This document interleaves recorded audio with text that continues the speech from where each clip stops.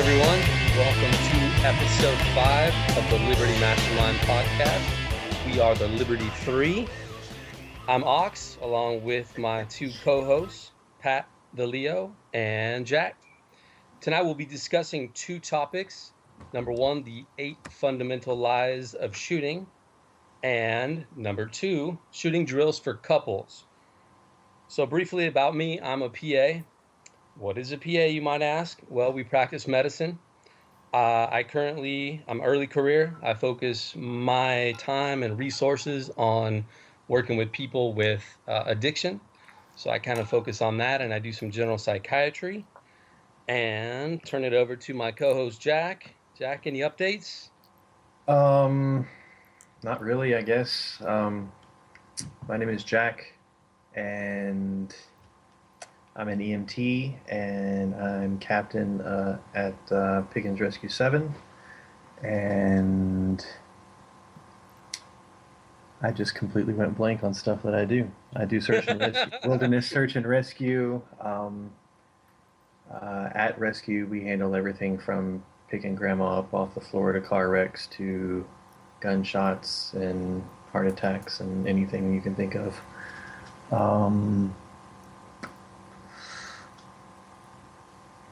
Yeah, I like guns. I like freedom. And I can talk louder too. And Jack's going to be one of my patients when I get him some ginkgo for. Well, Just kidding. As a high-functioning alcoholic, I think I'll probably end up as one of your patients too. Naltrexone for you. And now the star of the evening, Mr. Pat Leo, the law enforcement officer, or as I like to call him, MacGyver. Alrighty. MacGyver. Yeah, MacGyver the Leo. I do some cool, sneaky stuff, and I do teach some skill sets, which both of you guys were nice enough to attend my urban survival and unconventional entries course. And that was badass. That was a really, really good time. I hope you guys are practicing still. Today's topics are on shooting, so let me give you a little bit of a better background about why I like to talk about this and where I come from this. I spent 6 years active duty in the military. Most of that time was spent overseas, like more than 50 or 60% of my time was out of the country with the U.S. Coast Guard. A lot of people don't know that we leave the country, but we sure do. Probably 90% of the Coast Guard works domestically. And there's probably a good chunk that even if they work domestically, they take a short trip out into the middle of the ocean or a short trip to Japan or Hawaii or Alaska or the Bahamas or South America. Short trips and then they're home. My unit, my bags were packed 24/7, and very often when I got back from deployment, I would take my clothes out of my luggage, put them in my washer, and before they came out of the dryer, they would call me on the phone and say, "Hey, pack your shit, you're leaving." So I worked at a counter-narcotics and counter-piracy unit, and we got top dollar training, and I put hundreds of thousands of rounds down range. Simunitions was, it wasn't brand new, but it was spreading kind of like wildfire, so I was on the kind of the cutting edge of that with my training. And I had a lot of very good instructors. We had some Navy SEAL, I had a Navy SEAL senior chief that taught me. We had some local SWAT guys on our staff that were our instructors, and they were very good. They had some very different viewpoints, and I was able to glean things from both of those. And I did operate with a real machine gun. I did jump out of real helicopters. I did take real drugs from real bad guys. I did put my hands on real bad pirates. I responded to tons of shots called for the piracy issues. I seized AKs and drugs and RPGs from the pirates. And I've been a street cop for about 3 years now. I'm a local law enforcement officer in the state of Florida. And I don't speak for either of my employers, the military or law enforcement. I give you my own ideas about things. But that's where I'm coming from with my experience, and I take the stuff really seriously. And I don't like when instructors are shitty, and I don't like when they lie to you. So let's jump into the first topic, the 8 Fundamentals of Marksmanship, or the 8 Fundamental Lies of Marksmanship. Okay, so I Googled this, the 8 Fundamentals of Marksmanship, and the first article that came up was from police1.com, and they have a lot of good info. but it's a little bit dry, and they don't use as many swear words as me or sex jokes. They use like 0. So here's the list: 1 through 8. Stance or platform. Your grip is number 2. Your draw presentation is 3. Sight alignment, sight picture is 4. Trigger management is 5. Breathing is 6. Follow through is 7. Recovery is 8. And the title is Fundamentals That Can Make You a Better Shooter. Now here's the problem. If I'm talking to you guys and I say, hey, do you want to be a better shooter? And I just leave it at that. Well, we kind of got to get on the same page. What the hell does that mean? Do you want to be a better target shooter and be in the Olympics someday with your air rifle 22 and taking that long breath and plink and you hit your little target? Well, yeah, sure. These fundamentals they'll definitely help with that. Do you want to be prepared for self-defense? Yeah, these fundamentals will help you kind of crawl before you crawl, walk, run, but they are not the most important thing in shooting. And I like to think, if I think fundamentals, I think things that I always have and always use and always apply. And these do not always apply. So let's jump right into the first one, stance or platform. The article that I'm referencing today, and that will be in the show notes for a link, says stance platform. Many instructors focus first on this because it's simple. Place your feet here and here so you can manage recoil and not get knocked around by the gun cycling. Okay. My old man was a 30-year cop, and his training, although he was prime in his 80s and in the 1980s, 1990s, early 2000s, he still had some really good training. And when I was a little kid, he said, if you're ever in a shootout, you do not want to stand still. You're either moving while you're shooting, or you're standing behind cover, or concealment if you don't have cover. So stance platform. I don't know why our agencies in the military and in law enforcement and even some of these civilian training centers, they spend so much time where they say, put your 2 feet, just like the article, put your 2 feet here for a reason so that you can, none of that fucking matters. You spend 5 minutes on YouTube and you see all these active real life shooters. Specifically for me, I like to tie a lot of this into law enforcement. So when you're doing a traffic stop, if I walk up to the driver door and a guy shoves a revolver out the window and starts shooting at me, the last thing I want to fucking do is plant my feet like I've been taught, draw my weapon, punch out, get a good grip, take a deep breath. No, I'm dead. It's done. It's over. I'm dead. So stance has nothing to do with this. If you're going to stand on the range, I don't think it matters one way or the other if you're on a skateboard or if you're standing like you got that horse stance in martial arts or if you got one foot in front or the other foot in front. None of that should matter. Period. I'm going to do some videos to tie into this, but I have a date Saturday for the shooting range, so maybe this will be a good video to pump out. Grip. I was in, when it was called you guys know what Blackwater International is? The PM's, the military company? Yep. Yeah. Okay, they're not called that anymore. A few times, right? Yeah, several times. That'll help. But yeah. Totally legal. We're not the same company. Same people, same job, same paycheck, same money, same guns, same facility. Different name. Totally. Same owner. Totally different people, though. Different logo. Different logo. Duh. Yeah. I was there on my first day, and we did some really badass convoy training and counter ambush training and driving training. So we're out in the range, and they put up a steel plate at the end of the target, and they're running it left and right on a machine, kind of like a track, like a little, like the ducks at the shooting at the fair, the little ducks that pop up and go left and right. So there's a steel plate at the end of the range, and our instructor goes, "Okay, grip's important, right?" We all nod our heads, "Yeah, right." He goes, "All right, watch this." Takes his Glock, flips it upside down in his hand, puts his pinky on the trigger, holds the Glock up, tracks the steel, ping, knocks over the steel while it's moving, with a gun upside down. Does anyone else have any arguments why grip is important? Help me out, guys.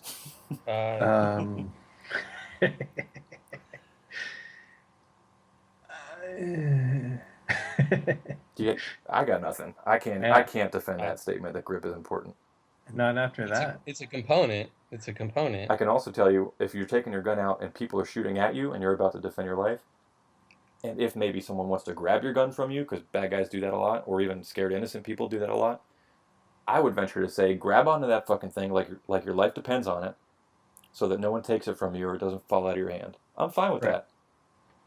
So grip, not important. One's not important. Two's not important. Stance, fuck it. You should be moving anyways, or you should be laying down or going prone or kneeling. Grip, well, if you can shoot your gun upside down effectively and accurately, let's just say grip's not important. Do what works for you. Try some different things. Listen to people's ideas, but do what works for you. Draw, presentation. This is important to me, except the way I teach people. I have a course content that's kind of laid out for the things that I believe are important. So everything besides pulling the trigger. Draw and presentation, I think, is the most important thing in combat and self-defense shooting. If your gun's on your nightstand, maybe the draw is not so important because you just grab it. But if you're carrying your gun in a holster, if you can't get the gun out of the holster, and you can't do it effectively and accurately, repeatedly, and from different positions, and when your hands are wet, and with your other hand, your offhand, if you can't do that, you can't get into the gunfight. So the draw is important, but how many of these people at these shooting companies, or in the military, or in law enforcement, how many of them spend any amount of time with you drawing from a chair, or drawing from inside a police car? Because I can tell you 0 times have I ever been asked to do that for training. And I've done it a lot on my own when I'm sitting there in the middle of the night in my cruiser and I'm like, okay, if someone walks up to my window and I'm not paying attention, they just bang on the window, and then I see them pull a weapon out and point it at me, how long is it going to take me to get my gun out? So the first few times I went kind of slow and I'm like, oh, I can do this. And I start speeding up and wham, my elbow goes right into my shotgun. And I'm like, oh, son of a bitch. I'm like, the draw is really important. This is not something I want to happen during a gunfight. Not to mention, my seatbelt might be on, which is it's supposed to be on. I like to not wear it, but by policy, I should have it on. Don't get me started on policy. So your draw is very important. How many times you guys can, I don't know if you guys conceal carry or not, but I mean, I do. how often do you practice drawing while you're seated in your driver's seat of your car? I've done it a couple of times. I haven't done it a whole lot. So at least you've thought of it and you've tried it, which is very important. I like to take, there's a method called encapsulate methodica, and I learned that in martial arts. It's where one of my instructors told me that. It's where you take one technique and then you put one modification on it. And then you go back to that same technique, you put a different modification on it. And then you stack those 2 modifications together. And then you reverse them. And then you do them with split timing. So all you really do is put 1 or 2 variations on something. And you spread this huge grid of possible variations on 1 little or 2 little techniques. So with the draw, you can do it standing, you can do it kneeling, with your right knee down, with your left knee down. You can do it laying back, laying forward, laying on your right side, laying on your left side, from the car. Like I've already been through this, so with your weak hand. And no one practices that. So I can tell you on the range, in both military and law enforcement, when I'm doing my qualification course to make sure I know how to defend myself and protect the public, we pull our guns out of the holster and that's it. And they go, okay, shoot the whole course. So shoot, okay, stand by. Shoot, stand by. And sometimes they'll say, go ahead and reholster. Well, shouldn't I take my gun out of the holster every time? Like, shouldn't that be something we do? Like, if all of a sudden, oh my God, there's a gunfight, I need to know how to get my gun out quickly, over and over and over. So yeah, the draw is important, but I don't think nearly enough people practice that draw in different environments. So that was number 3, the draw.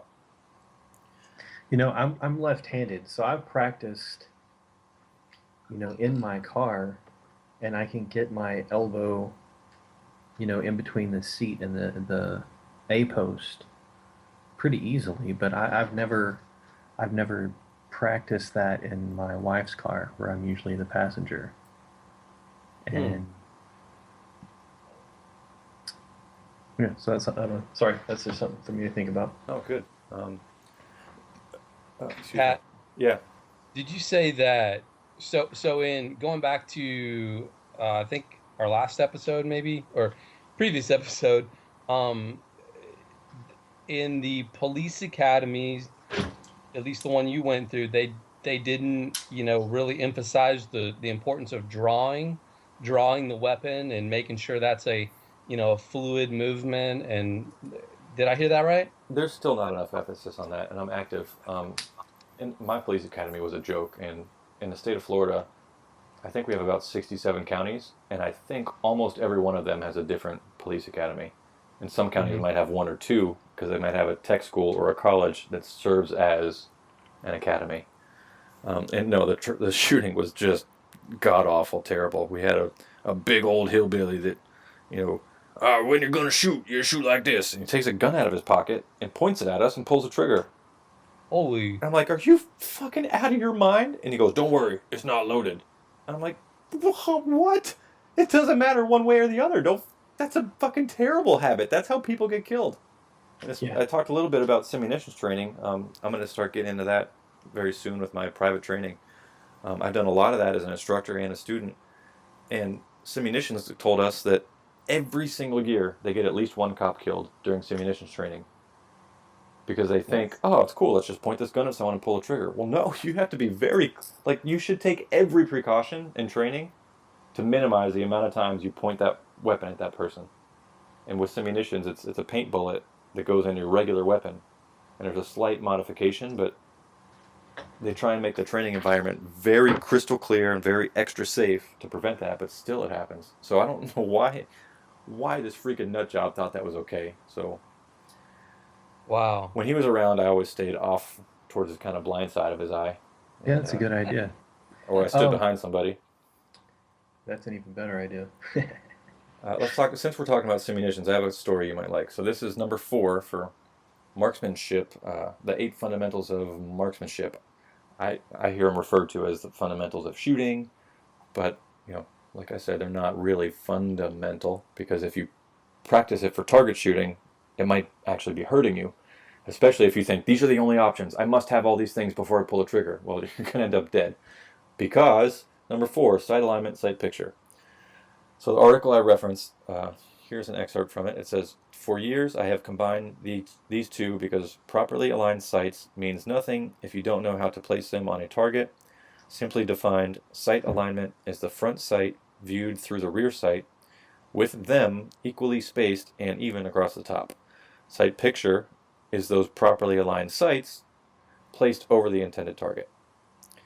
Know the sights, know what you need to see, and have some reference to it while firing. Never disregard the idea of subconscious sights. I don't follow that last line. I know what that might mean, but I'm just going to disregard it for now. So the very first time I did simulations training, it's your own actual service weapon that we used. It's your own actual trigger, and they change out the barrel. I don't know if they changed the barrel or the pistol grip. I can't remember, but I had a pistol it's the same weight, it's the same magazine. I put the paint bullets in there. I load it up. It functions the exact same. It has a kickback. It's not as loud as a regular gun going off, but it's kind of loud. And I'm super stressed. Like I've told myself, I'm not going to get nervous. I'm just going to go in and do my job. So I'm standing in the hallway, and they said, okay, walk into the room and take it as you see it. So I walk in, and I fucking remember this like it's yesterday. So I walk in, and there's one guy, and I go, hey man, how you doing? Law enforcement, just I need to get your ID from you. And he's got a satchel backpack on him.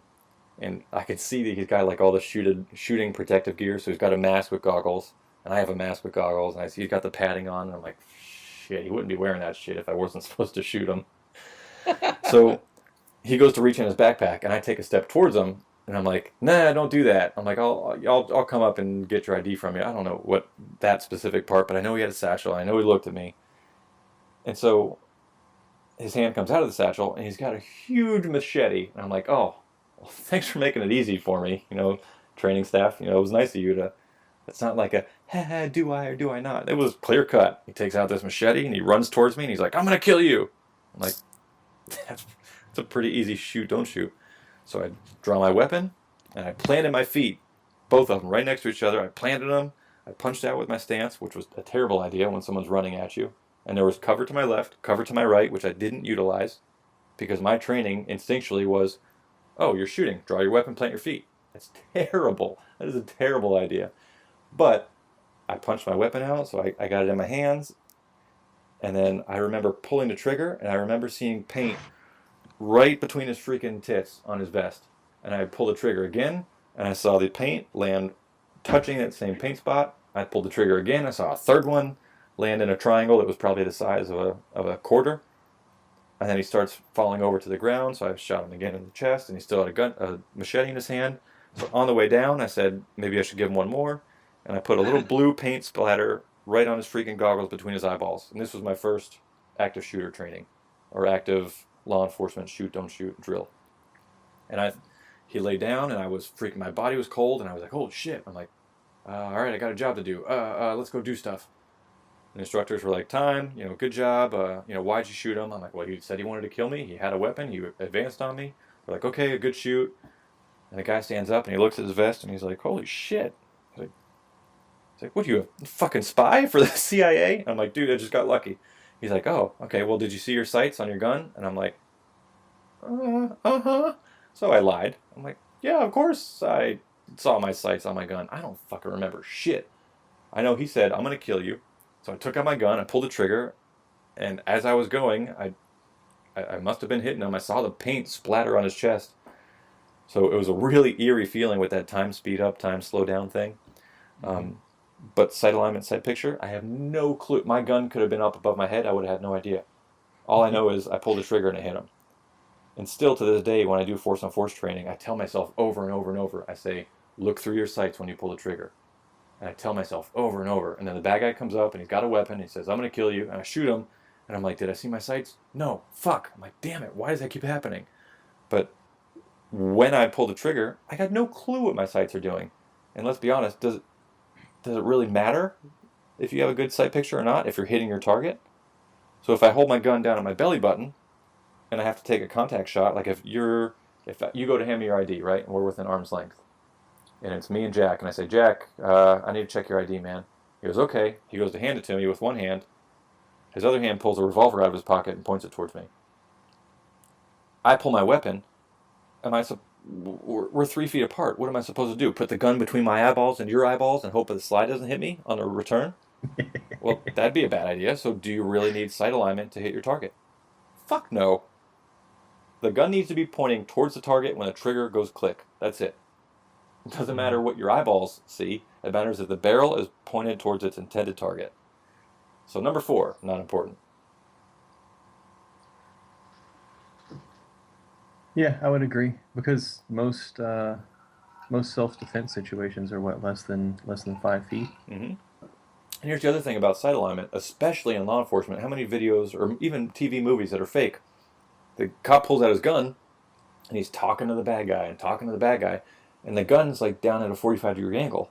Well, because you got to see the bad guy. If I put my sights up on your target, which is your mid-chest, like your center mass, I can't see your hands. So I have to drop my weapon. So if at that moment I decide, oh, now's the time to pull the trigger, is it better just to kind of cant the gun up a little bit and pull the trigger? Or should I go, oh, no, wait, got to get that sight picture. No, I'm fucking dead. So sometimes you can do sight alignment. Sometimes it's good. Would I call it a fundamental? Maybe. Would I call it a requirement? No. It's something nice to have if you have the ability. So 4 down, 4 to go.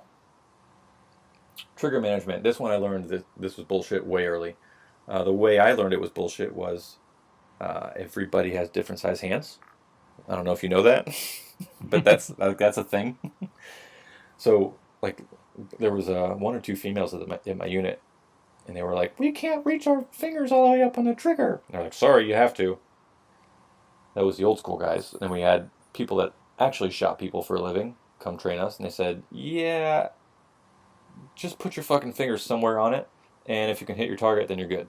And I thought, no, that can't be right. There's this thing called a fundamental. It's called trigger thing. You're supposed to put the little swirly part, like the touchpad of your finger on the trigger. What? I'm like, I've been doing it wrong the whole time. I could mix it up. I'm allowed. Yes, you're allowed. So trigger management. You have to place your finger on the perfect spot. No, people are trying to kill you. So you're probably going to wrap that fat finger all the way around that thing. And as long as the barrel is pointed towards its intended target when it goes click and bang, then you're good. So I did some experimenting, especially with gloves would probably be the second thing that helped me understand that. When I have gloves on, my grip's a little bit different and my fingers are a little bit different. So I experimented. Do I put just the tip of my finger on there? And I'm like, well, I'm getting a little tired shooting all day. Maybe I wrap my finger a little farther around and no one will notice. And I did, and guess what? I still hit my target. So put your finger wherever the fuck it feels good. That's what she said. So put that finger wherever you want it. And then if you can still hit your target, jackpot. Carry on living your life. So number 5, trigger management.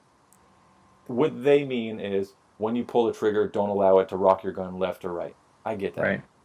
But the importance they place on it is, this is the most important. No, it's not the most important thing.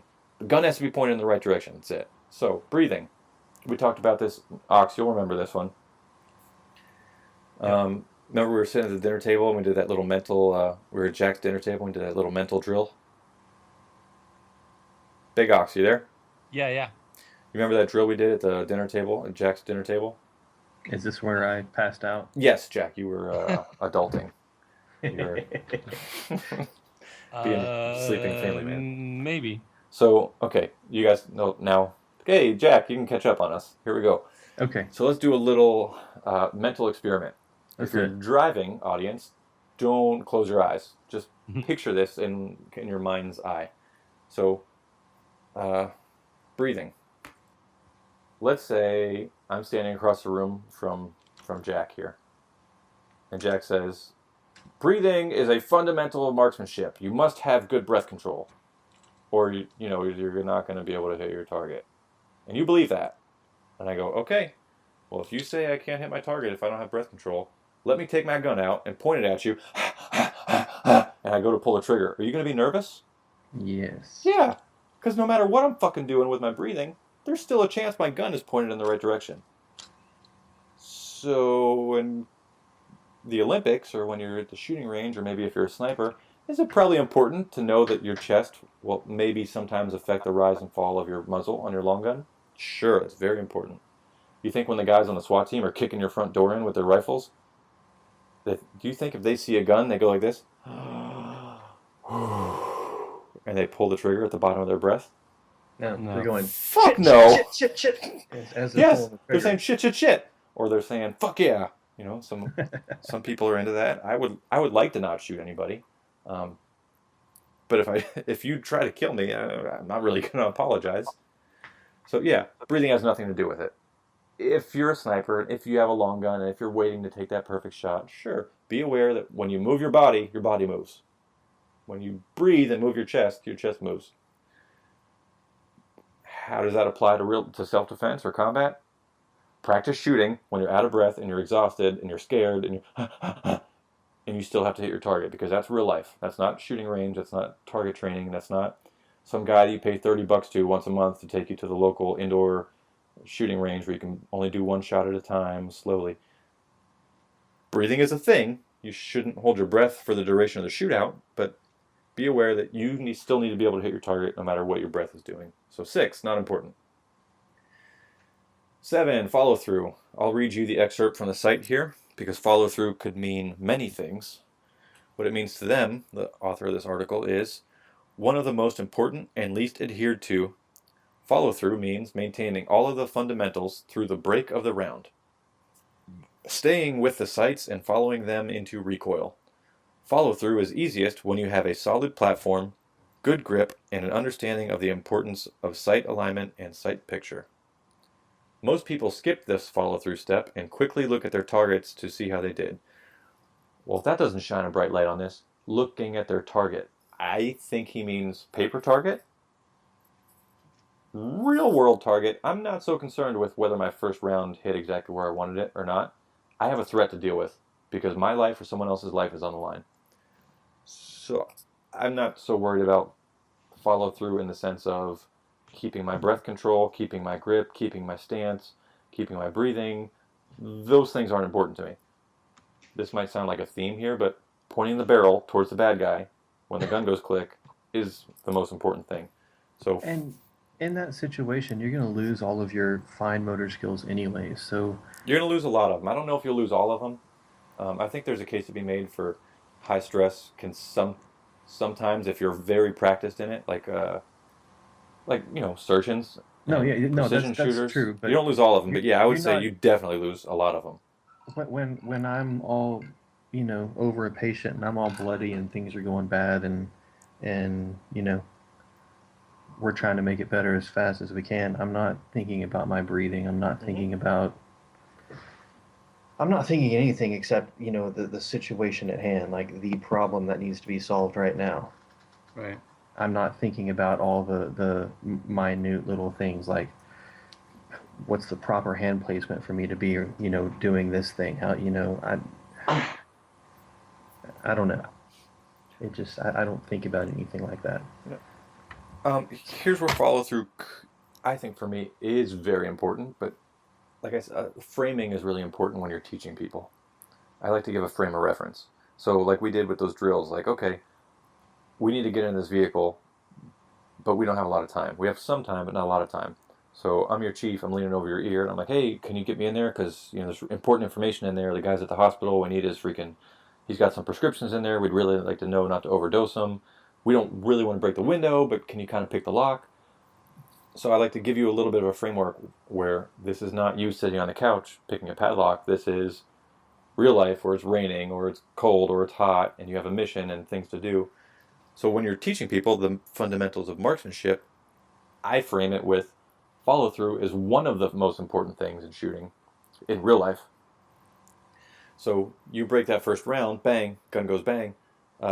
You don't want the old dirty Harry thing where you pull the trigger and the gun shoots up to the sky. It's real slow getting back on target because you've only gotten one round off while the other guy may have gotten several. So follow through to me might not mean sight picture because I might have the gun down by my hip. It might not mean breathing because I'm going to breathe like an animal. But what it does mean is after that first round goes off, my gun needs to be prepared to go bang again very quickly. Mm-hmm. That's what the follow through means to me. And I should be viewing my target as I go. And it's much easier to do that with both eyes open, which I noticed was not in this article anywhere. They talk about sight picture, but they don't talk about how you view your environment, which I'd love to get much more into that. So the follow through for them is keep all these fundamentals while you're shooting. Follow through for me is be ready to take a second and a third and a fourth and a fifth shot very quickly. So control that recoil is what follow through means for me, which you would think they would cover in grip, but maybe not. Okay, so 7, follow through, swing and a miss. Let me read you the excerpt for recovery. So recovery is what you do after the shooting is over. Breathing, scanning your environment, and returning to sling or your holster are part of it. Working manual safeties may also be part of recovery.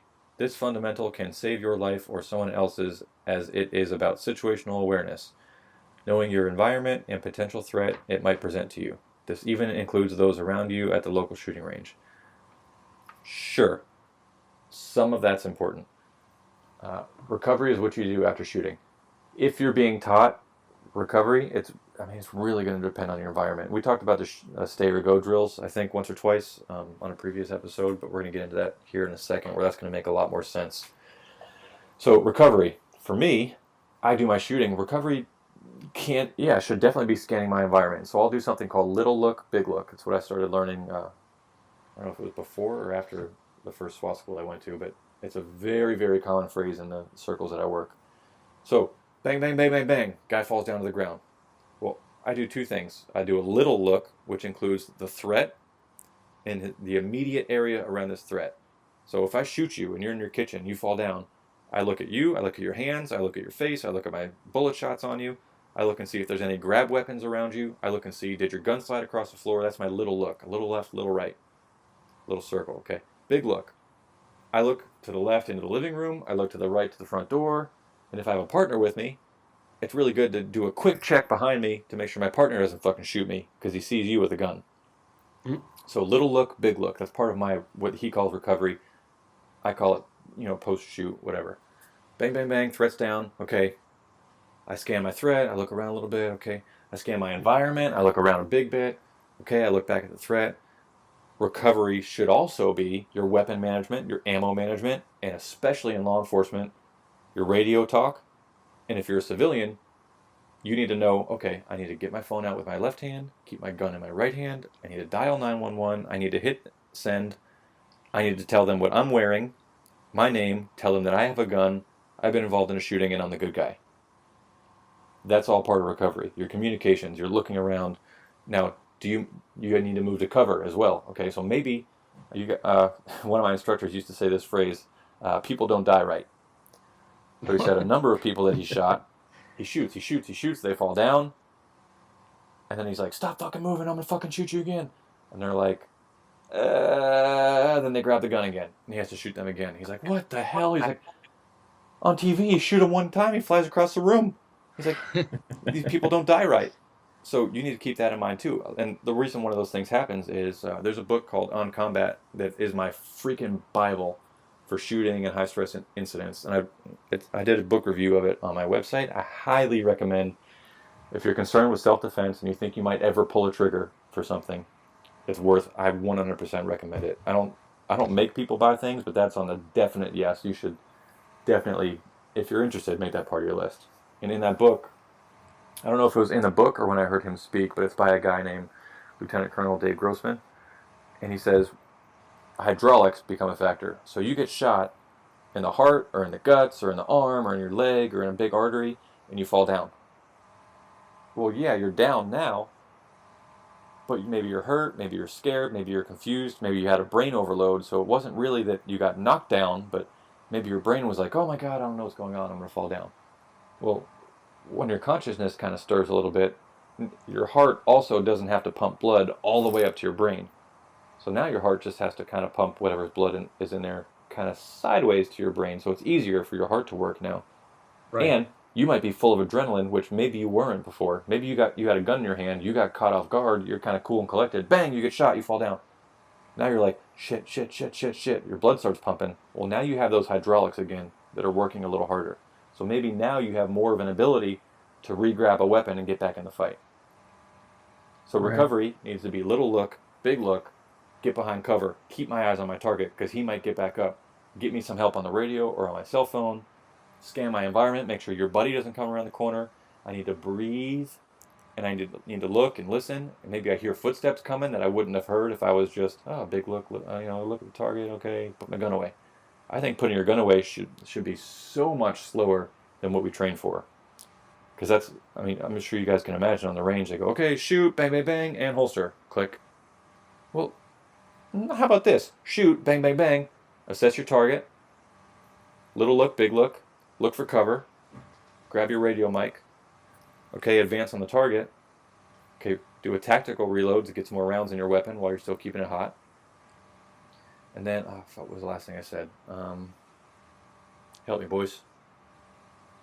With which part? Recovery. Okay, so your communication and so your recovery can involve so many things that aren't addressed on the shooting range. And then you should keep your weapon out for that second threat until you're secure that either you have backup or it's very clear that the threat has ended and the target doesn't have a weapon or the ability, to hurt you or anyone else again. So that's what recovery is for me. If I'm in a shooter situation, I'm calling the police, and then I'm probably not putting my gun up until I see their lights. And that's very common too. We'll hear that our dispatchers will tell people either if they've been in a shooting or if they're worried about a shooting or if they say, there's a bump in the night and I have a gun and I think there's someone in my house or in my backyard. The dispatcher will say, can you please put your weapon away?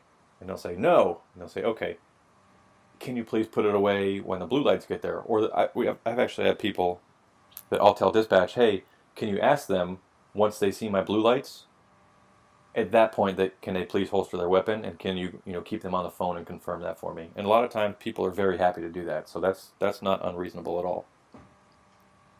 Sounds very reasonable. So that was the 8 fundamental lies of shooting. In my heart, I know that there is a huge difference between target shooting and self-defense and combat shooting. Right. And when I train people, I do as much as I can to kind of show them that. And I have a big order for some munitions training tools, or maybe not that company, but something similar. And that is going to be a huge update to kind of get, courses open to the public for open enrollment that really ramp up your skill set to show you, oh shit, am I prepared or do I just think I'm prepared? So that will definitely, stand by 1 second. So that will definitely be a part of our training in the future. Excellent. Excellent. So, I mean, I know the answer to this, but I'm going to play devil's advocate. So, do you think you shouldn't look at any of these things? Like whenever an instructor starts talking about these, you should just blow them off? Absolutely not. And one of the problems I had when I was at my counter drug unit, active duty, one of the problems I had was we had two different instructors. One was a Navy SEAL, one was a local SWAT guy. So they were both very intelligent, both very good teachers, both very respectful, very knowledgeable, very smooth, lots of experience. Both had different takes on it. Both had different takes on everything.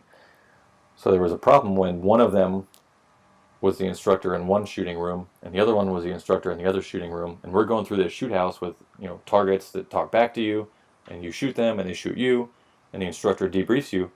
Well, when you switch rooms and do the same scenario, you get a different feedback from a different instructor who tells you, you did right, you did wrong, which, okay, actually, to set the stage a little better, they wouldn't say you did right, you did wrong. They'd say, here's some things you need to think about, here's some ways you could do that better.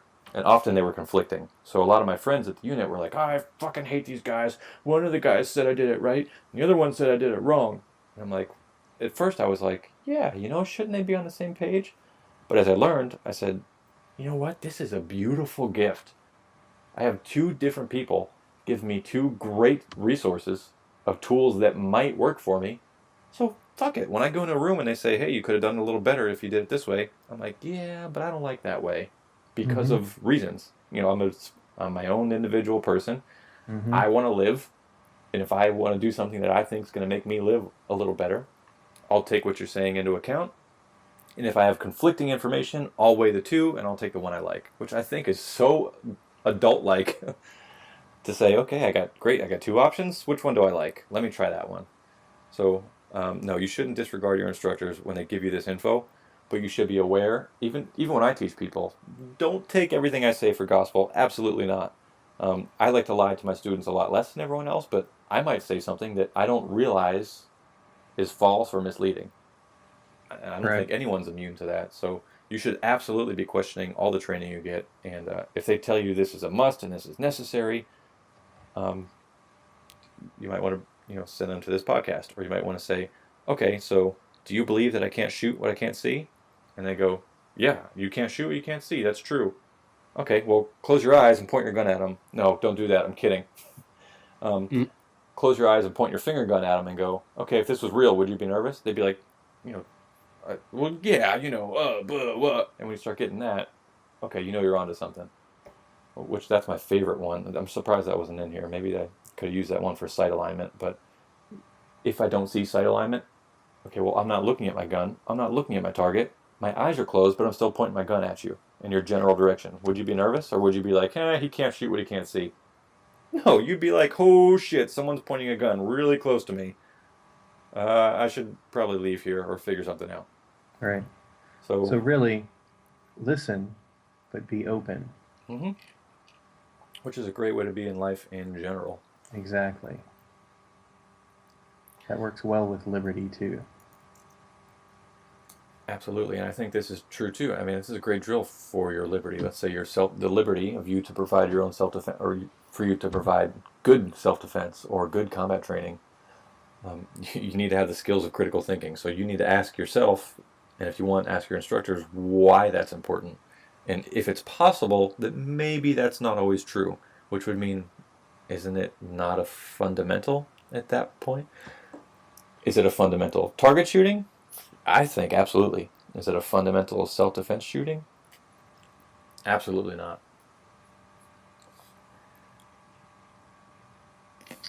Excellent. Okay, and I'm actually really active on Instagram, so you can find this on Instagram, and you can find it on my YouTube channel at Uncensored Tactical on YouTube, or you can find a link through my website. I think it's the most recent article I wrote. This will publish in a few days, so it'll still probably be near the top of the stack, but this is the Stay or Go drill, segment 2 of our show, or I like to call it the boyfriend-girlfriend shooting drills.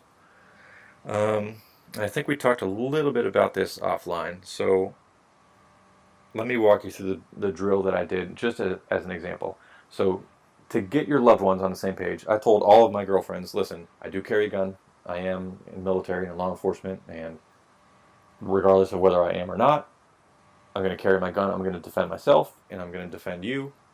My first option is we're going to avoid drama at any possible turn. So if we see crazy stuff going on, we'll just go the other way. Yeah. If we're stuck in a situation where I have to draw my gun, I tell them one of two things.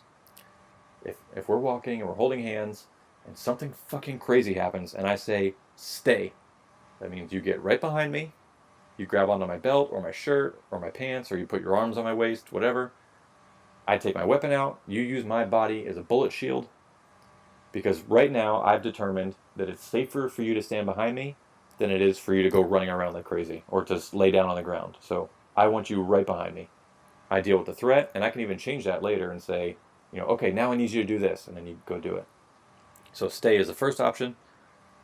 And I think that's that's a really loving, touching thing to say to them. Like, listen, I love you, boyfriend, girlfriend, husband, wife, whatever, so much that if something crazy happens and there's going to be a shootout, and we're not wearing bulletproof vests because we're just hanging out, get right behind me and let me freaking suck up those bullets for you. Mm-hmm. Which is kind of hard for some people to understand or to do, but even if you just talk about it, it really helps them understand what they should do if something bad happens. If you say go, that's your second option, and I like to keep it really stupid simple. So I tell my loved one, something crazy is happening, go. They have to have a few things in their mind. One is, if I can guide them in a direction, that's fine. If it's plainly obvious, that's fine too. I'll just say go, go, go. If I need to pick a direction for them, I can shove them or guide them or point and say, go that way, go. And if they see my gun out and they hear my tone of voice, and if I shove them, they know their job is I leave the area, I get as far away as I can to make sure I'm out of the threat, I get as far away as I can to get behind good cover, I don't come back, I don't check on me, even if I get shot, I don't want them coming back to save me. Excuse me. And their job is to get on the phone or find a phone and dial 911. And it's also really important that they say, my loved one was just involved in a shooting. They're the good guy. They're wearing this. Their name is this. They have a weapon out. Please don't shoot them. Please hurry. And I can tell you that we don't know everything when we show up on scene, and sometimes it can be really crazy. So again, just like you said, Jack, if we show up with our blue lights and we're like, put the fucking gun down, well, you need to have in mind the fact that police might show up soon. So be ready to holster your weapon or just drop it. That's probably your best bet. Yeah. If they're already there and out of the car and yelling at me, I'm not going to holster it. I'm Probably your going best to be bet. doing exactly whatever they Hands say. up, high as I can.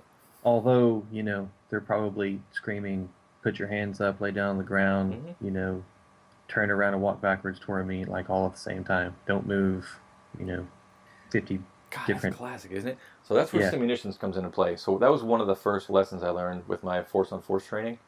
This is a quick side note, and I got to say it, and this is perfect timing. So we go into a room, and it's so much more evident when you're the bad guy, and we were all law enforcement, we were all military. So they go, okay, you're in the room and you have a gun, and they walk in. So I have a gun, they walk in, they go, drop the gun, drop, rah, rah, and two different people are yelling, so I drop the gun, and they go, don't move, get on the ground. I'm like, this is classic. Like, a lot of people that are anti-cop, like, they make fun of this statement all the time, but they're right, because so many cops do that. I've been on scenes where, in real life, with real guns and real bad guys on the street, where they go, there's two cops yelling, and doing this force-on-force training teaches you, okay, sometimes it's as simple as this. Hey, buddy, other cop guy, I'll be the one that talks. That's it. And you go, I've got it. Sir, listen to me. And everyone else kind of calms down. They're like, oh, okay, yeah, makes sense. So everyone gets so ramped up. So it's nice to do that as a shooter and as a bad guy to experience. And then you can tell people, don't move, don't move. And they're like, okay. And you're like, okay, now I need you to turn around. And it makes things so much more simple. It's just communicating. So sorry for getting off track. No. And that's very... Most problems in this world stem from a lack of communication. Speaking my language. So anytime we can throw in there, communicate better, I'm all for that. So here's something about this drill that I like. You can check out my video on the YouTube channel or my website, and it's. I mean, there's not a lot of talking. It's just me and my stand-in girlfriend, who happens to be a big, muscly dude, big ugly Brad. Um, my hot girlfriend wasn't available at the time, so it's super simple. And like I just explained, it's either stay right behind me or go real far. Now, the cool thing about this drill is you can modify it any way you want. So, Jack, for you, like, let's say you are carrying your weapon and you're in your civilian rig and you're minding your own business and you're with your family. Because you have a family, that might change things. So you might Yes. say, if I say stay, uh, I'm a big dude, but I'm not that big of a dude. So maybe, you and any other people that you're with, you need to all go close and get behind cover, but maybe not right behind me. So make that an option. Right. Now, how it is for me and my wife, since we have a little girl, well, she's getting bigger, and I was talking to you about that the other day. Like, it's kind of, it's about time to start changing the way I've thought about it. Before it was, because my wife doesn't really like to carry, Mm-hmm. um, which I'm still working on that. But anyways, she grabs our daughter and gets behind me, and then I lead us out, or it's my job to get them to safety, and it's her job to keep our daughter safe, if that makes sense. Her priority is our daughter. My priority is both of them. So that's kind of how we deal with it. But now, my daughter's getting taller. She's 4.5 now, and that's gonna change soon. So I'm gonna have to start figuring out how to incorporate my daughter into making sure she listens and follows and does what I need her to do in that moment. And you can modify this however you want. Right. So it's different for me, it's different for you. Ox. Ox. Yes, sir. So I was looking at what you're up.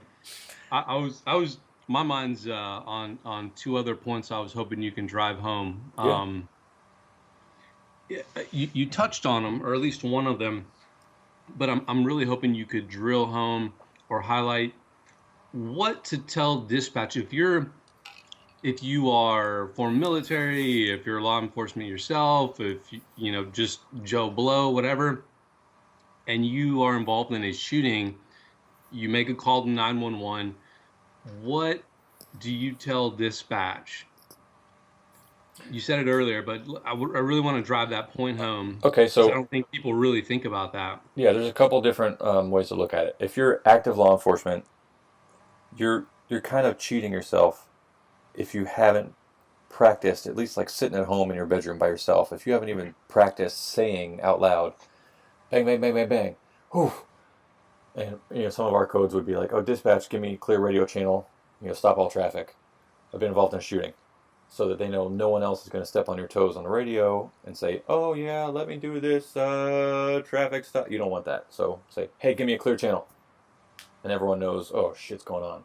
So for those in active law enforcement, if you have a chance, after listening to this show, just do a pretend round in your head and say the words out loud and pretend to grab your radio, because then you'll realize, well, shit, I need one hand on my weapon and one hand on my radio, and my attention is already going to be distracted, so maybe I should be behind cover too. So bang, bang, bang, bang, bang. Little look, big look, scan, look for civilians, look for backup. Get to cover. Whew, deep breath. Grab the radio. I need a clear channel. Get me units, code 1 or priority 1 or whatever you do. Boom. And then you're going to say, legally, it's going to help you in your defense too when the attorney goes, why'd you shoot my client? Oh, you tried to kill me. How come you didn't get him medical care? Oh, I did. Yeah, but it took you, took you 7 minutes before you called for an ambulance. Well, I didn't know what was going on. So now you can kind of war game it and say, bang, bang, bang. Okay, little look, big look, scan. Okay, get back to my car, get cover. Okay, I can still see the threat. Whew. Give me a clear channel. Start EMS, get me medical, get me a sergeant, get me a helicopter. I don't know how many threats there are. Bring the units priority 1. Boom. And you can practice that. I do that shit while I'm driving my squad car around all night. I'll say, what if I see someone smash the window of this business? Dispatch, I got a hot burglary in progress. Send me units, get me a perimeter.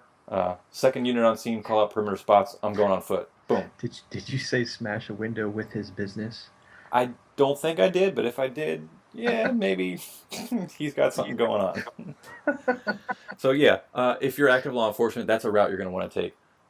And that's something you can do on shift, and you can do it with your buddies, and you can say, hey, you might work with people that have shot people and say, hey, walk me through what happened when you shot that dude, just so I can learn. I'm going to be pumped up if that happens, and what's the best order of operations. And I had a friend of mine that, he shot somebody, and he said the first guy that showed up, he was a little upset because the communication, there was a breakdown. Like, he expected his backup to say something, or the backup expected the shooter, my buddy, to say something. So one of the cops I work with shot somebody, and bang, bang, bang, shot him. And backup shows up, and he's like, what do you want me to do? Do you want me to go grab him? Do you want me to get the gun? Whoa, whoa, whoa. And like, he was kind of, I don't know if he was stuck in a loop, but one of the issues from one of the people to the other was, I wish you would have asked me, or I wish you would have said something about the threats and how many there were. Because what if one of them ran away from the car, during the traffic stop shoot? What if one ran away and then circled around and came back? Well, yeah, it's good to know. So Yeah. if you're in law enforcement, you need to be talking to your buddies about that, and you need to be doing dry runs and pretending on the radio if you can. If you're civilian, I hate, like, I'm very philosophical. I hate the fact that, shiny badges grant extra rights. I don't think that's fair. I don't like it one bit. But if it's that, or you getting shot wrongfully, I would take it. So if you're in law enforcement, or if you're retired law enforcement, and you get in a shooting when you're off duty, and you get on the phone to 911, some things you might want to say to dispatch in that position would be, I'm a cop, I'm a former cop, I'm an off-duty deputy, I'm a federal agent, I'm off duty, I'm out of my jurisdiction, I need some help, I'm involved in a shooting. Mm-hmm. And a lot of times, I don't know if you're familiar with this, but a lot of times they'll ask you, what agency do you work for and what's your badge number? So they'll document that, which is great for you, because at least, now they know, okay, he claims he's a cop, which anyone can do, but he gave us a real badge number and a real agency, and he didn't have to stutter like, oh, I work for the police of America. No, he's like, it's a real agency. Hey, I work in the next county over. I'm here I'm here, drinking. Something crazy happened. Here's my badge number. Can you send me a unit and send them fast? And this is legitimate. And it's happening right now. So it might be there's different levels of communication. So the first call taker might just be emergency services, and they might say, okay, we'll send you to the police dispatcher. Stand by. And then the police dispatcher will have some of this information, and then they can send that to the officers on the street. And then when they see in their notes on their screen, or when they hear the dispatcher say, active law enforcement off duty, needs help, blah, blah, blah, that might speed up their response. And it might make them think this is more legitimate than the calls we get that turn out to be, BS or nonsense. So if you're off duty, I would say that. If you're in the military, I would say that too. You say, I'm a military member, I just got back from overseas, I've been involved in a shooting, I'm the victim, I was attacked, I'm wearing this, I have my gun. So any little level of credibility you can give yourself, that's great, even though I disagree with the fact that, because someone is in law enforcement or military, that makes them more special. I think that's bullshit. But, if seconds matter, and if you don't want to get shot, then, that might be a tactic you want to use.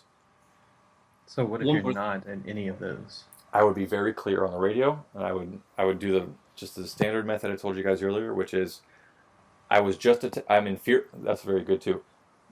If you shoot somebody, you better be in fear for your life or in fear for somebody else's life. So yeah, you should always say that. Someone was about to be killed. I had to get involved. I was involved in this shooting. I'm wearing a blue T-shirt and blue jeans. I have my gun out. There's one person shot. I don't know what's going on. Please send help. I'm standing in the front of the 7-Eleven. Please help me quick. So the more, especially your physical description, and especially legally, I am so freaking scared. This guy tried to kill me. Something short like that. And you can even practice the same phrase over and over. Because if you pull your gun, you are going to have been in fear. Mm-hmm. I would hope that we wouldn't shoot anybody just for fun. So Yeah. I was so scared. I don't know what happened. This guy attacked me. I had to shoot him. I had no other option. Please send a cop. I'm wearing a blue shirt. I'm in 7-Eleven. I don't even know what street I'm on. Please send help. So that's the most important thing is you are the victim. So now because Masad Ayub, he was interviewed on our friend Jack Spirko's podcast. He says, even though you might be the victim and you were just in a gunfight, the other guy laying there dead is playing a really convincing role of actually being a victim. Right. Right. So set the record straight as soon as you can on a recorded dispatch line and say, I am the victim. I was so scared. Someone tried to kill me. He's laying on the ground now. He needs medical help. I'm standing here with my gun out. I was almost killed. Boom, send help. To take it one step further, when law enforcement arrives, you're going to be hyped up if you're in that situation. Does the message, need to be the exact same? I mean, you're going to be hyped up. You don't want to fumble your words. You don't want to, say the wrong thing or omit something or say too much. I mean, that's kind of a tricky situation as well. Like when people are actually there taking notes. Do you have any additional info on that? I want to be Thoughts on that? really clear that I am, in my law enforcement job, like when I have my uniform on, I am prohibited from giving people legal advice, which Okay. is weird because we talk about the law to people. So we're supposed to not give legal advice, but I'm pretty sure what they mean by that is, attorney advice or court advice or, tactics in the courtroom or things like that. So I am not speaking for either of the jobs that I'm involved in. I can recommend just from my civilian point of view and just from my own personal research on Google and podcasts and listening to other experts, you might want to consider Masad Ayub. I would go listen to that episode from Jack Spirko. I'm going to put that in our show notes too. Yeah, that was really good. What he recommends, which I'm sure is also not lawyer legal advice, is I would give, because if you say nothing, even though exercising your rights doesn't mean you're guilty, it sometimes looks like it. So it might be a good idea to have a short statement to say, I was the victim, he was the bad guy, because he ran at me with an axe. So there's a reason, there's a fear, he's the bad guy, I'm the good guy, then I called you, and then wait. And then a cop will say, okay, what about this? What about that? And there might be other bad guys, there might be other good guys that helped. So I don't think there's anything wrong with giving them a basic summary statement that doesn't lock you in. Right. And being liberty-minded, at any point, if you feel uncomfortable, I'm really uncomfortable. Listen, I really want to help. I'm nervous. I don't want to say the wrong thing. Can you please get me an attorney? Or can I get my own attorney?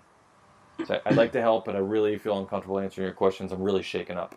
And I believe that the patrol cop on scene is going to go, if it were me, I mean, I'm different than all the other people I work with, but I would go, hey, I totally get it. Take a deep breath. We'll be here. We got you. But, sit tight.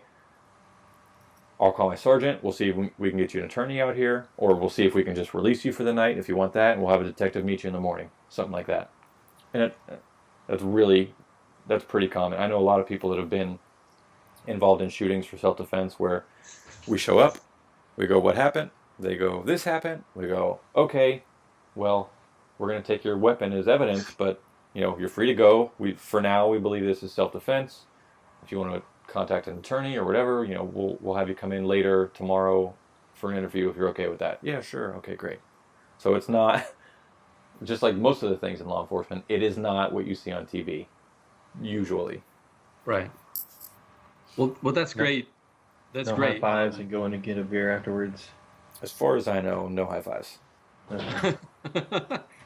Well, I mean, that kind of reminds me, it's like I'm not going to give any medical advice on here, but I might give my opinion on medical related topics. But that's great, Pat, because I've always wondered, if you can just say or should say, I'm just too shaken up to comment, beyond, this is the bad guy, I felt threatened, that sort of thing. So that's great information.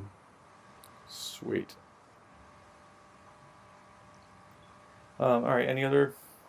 Let's see, we did the stay or go drill. We talked about what to do for your recovery after a shooting if you're involved in it. Yeah, I got to do some more content on my website for specifically law enforcement stuff because I could talk for hours on that. Okay, so let's do a quick recap and we'll see what we got after that. So we did the 8 fundamental lies of shooting. We talked about stance, grip, the draw, the sight picture, the trigger management, the breathing, follow through, and the recovery. And in my mind, the most important thing is getting that weapon out of the holster and then pointing it towards the bad guy. That's what it really freaking boils down to. Those other things are great for target shooting, but a lot of the drills that I run, I'm able to consistently hit my target. Even when I do like the frange shooting and I'm running left and right on the range and I'm shooting the targets, I miss very rarely. And the least important thing on my mind while I'm doing it is, I gotta get the sight picture and the breathing and the grip and the stance. None of that applies.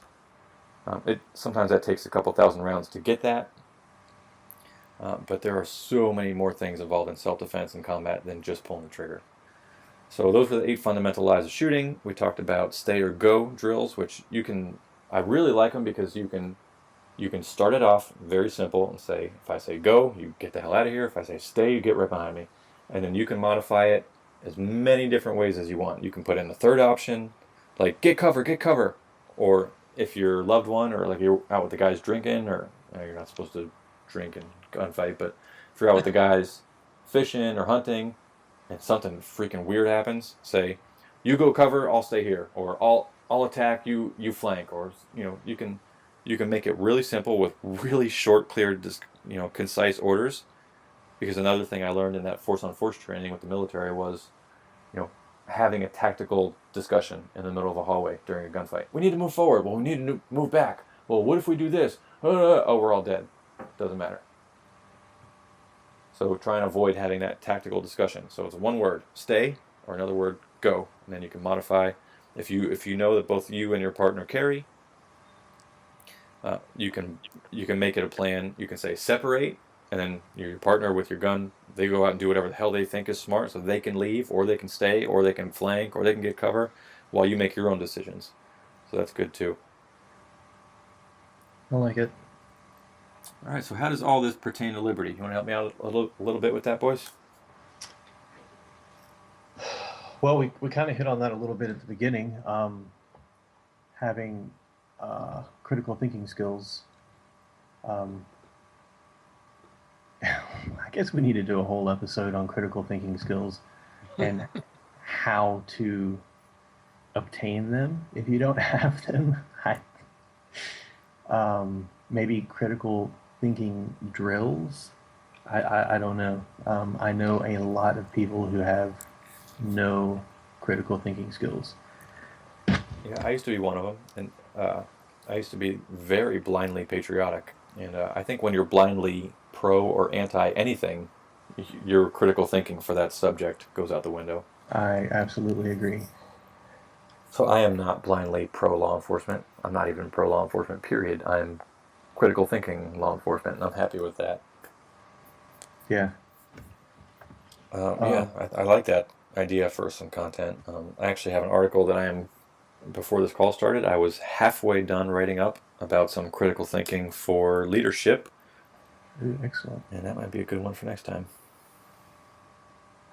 Excellent. And of course, staying alive, I guess, is good for your liberty. Yes.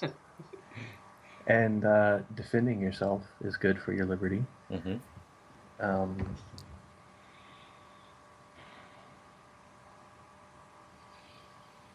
Ox, any closing words? Just the big takeaway. You guys, we hit it earlier, but the big takeaway is with this example of the 8 fundamentals, like anything, take the information, test it out, be a scientist, take it, test it out, see if it works for you, make some adjustments. If it doesn't work, get rid of it, throw it away. That's the kind of stuff we're going to be talking about. Yeah. Perfect. Well, I really appreciate everyone in our audience for spending some time here. If you want to see more about me, Pat Leo, go to uncensoredtactical.com. And if you want some updates, I only plan on doing a few occasional big email releases a year, and I don't bug anybody. So go ahead and sign up to our subscribe list for email updates. Right now, I'm in the middle of a restraint escape and restraint applications video series on YouTube, so I do some articles and videos on that. I try to do about a book review a week. It's been a little slow lately. I'm still unpacking after 10 years of military and law enforcement work. And I finally have a real house and a real office. So things are a little edgy right now, but I still try and do a really good tactical book club with a bunch of different recommended and not recommended books. And I'm very active on YouTube and Instagram. And I try and turn out at least one article a week, sometimes 5 articles a week on the website. And I'm really thankful for my co-hosts here, part of the mastermind. Yeah. Big thank you to Pat DeLeo for sharing insight with us this evening. Folks in the audience, if you found value in what we talked about this evening, if you are entertained, if you were able to pick out some nuggets from everything we discussed this evening, feel free to share the podcast with your friends, those who might find value as well. We appreciate it. Our website is libertymastermindpodcast.com. Go ahead and check us out there. We'll have some show notes and some links available for you. Okay, thanks for checking us out. Signing off.